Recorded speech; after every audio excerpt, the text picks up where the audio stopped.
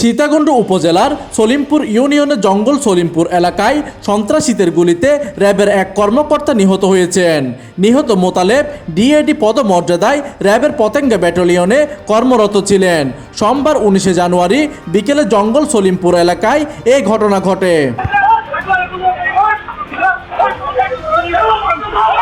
চট্টগ্রাম জেলা পুলিশের অতিরিক্ত police super crime Sirajul Islam RAB কর্মকর্তা নিহত হওয়ার বিষয়টি নিশ্চিত করেছেন। তিনি জানান, সন্ত্রাসীর গুলিতে র্যাবের ডিএডি মোতালেব নিহত হয়েছেন। এই সময় আরও 3 জন আহত হন।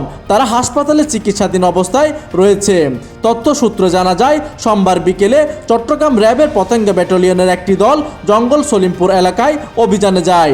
অভিযানের সময় দুর্বৃত্তরা র্যাব সদস্যদের উপর হামলা চালায়। এই সময় গুলিবিদ্ধ হয়ে এক র্যাব সদস্য গুরুতর আহত হন। পরে তাকে উদ্ধার করে চট্টগ্রাম মেডিকেল কলেজ চমেক হাসপাতালে ভর্তি করা হলে সেখানে কর্তব্যরত চিকিৎসক তাকে মৃত ঘোষণা করেন। প্রতিনিধির তথ্য ও পাঠানো চিত্রে ডেস্ক নিউজ, দিগন্তের বার্তা 24, চট্টগ্রাম।